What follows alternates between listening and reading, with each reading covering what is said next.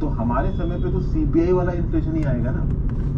Producer price index से सरकार ये जरूर दिखा सकती है कि हमारी इकोनॉमी की प्रोडक्शन एफिशिएंसी कितनी है, बट इसका मतलब ये नहीं है कि हमारा जो फाइनल प्रोडक्ट के जो दाम होंगे वो भी बेटर हो जाएंगे, वो भी कम हो जाएंगे। नहीं, फाइनल प्रोडक्ट के दाम ज्यादा ही रहेंगे, ठीक है ना।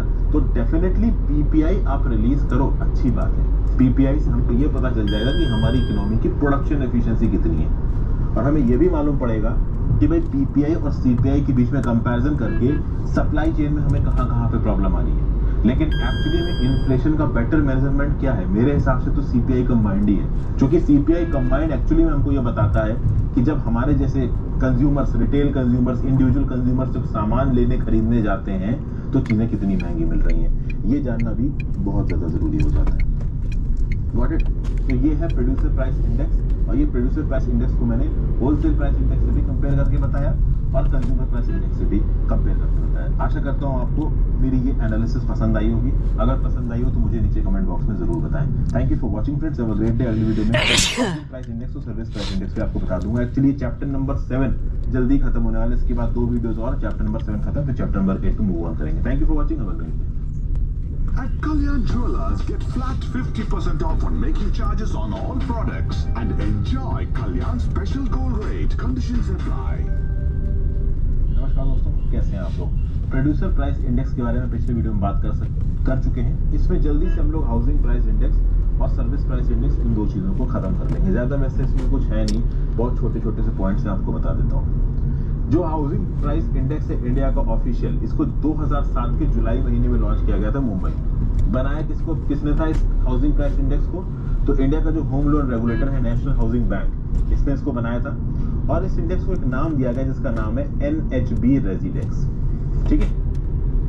तो शुरुआत में 50 सिटीज जोड़ी गई, बाद में बोला गया कि और सिटीज जोड़ी जाएंगी, तो सिटीज को एक्सपेंड किया गया। कितनी सिटीज अभी हैं नहीं है, इन सब चीजों में मत पड़िए, ओके, वो रेगुलरली इसमें अपडेट होती रहती है, ओके। अब आप समझिए इस पर्टिकुलर हाउसिंग प्राइस इंडेक्स को बनाने की जरूरत क्या पड़ी, ये बात हमारे लिए समझ पाना बहुत ज्यादा जरूरी है। क्यों?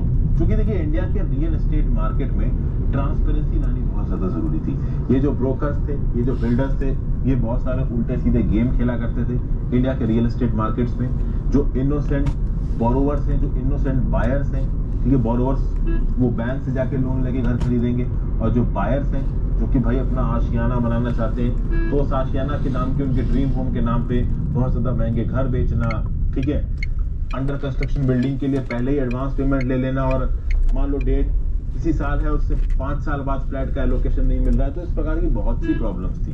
तो अब एक प्रॉब्लम मेजर ये थी कि भाई आप घर को खरीदोगे किस कीमत पे।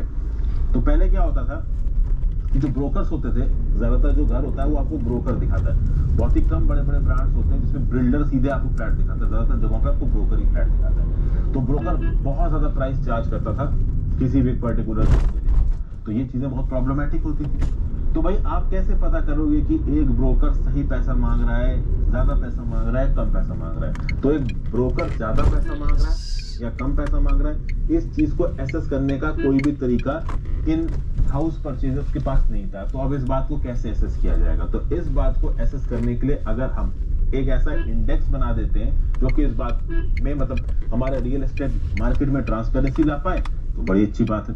तो क्या बनाया गया? हाउसिंग प्राइस इंडेक्स बनाया गया।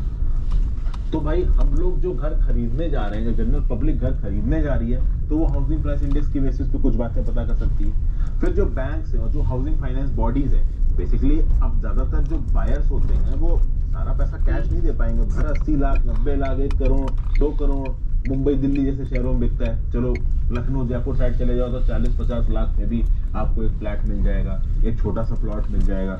तो ये अमाउंट बहुत बड़े हैं। मान लीजिए 15 लाख का भी कोई प्लॉट मिल रहा है, तो किसके हाथ में रखे हैं भाई 15 लाख? एक नॉर्मल कमाने वाला आदमी 15 लाख की सेविंग कर पाना उसके लिए बहुत मुश्किल है, ठीक है ना। वो 10 साल, 15 साल, 20 साल सेविंग करते हैं लोग, 15 लाख नहीं कमा पाते। तो वो लोग क्या करते हैं? लोन पे लेते हैं। अभी लोन पे लेने के लिए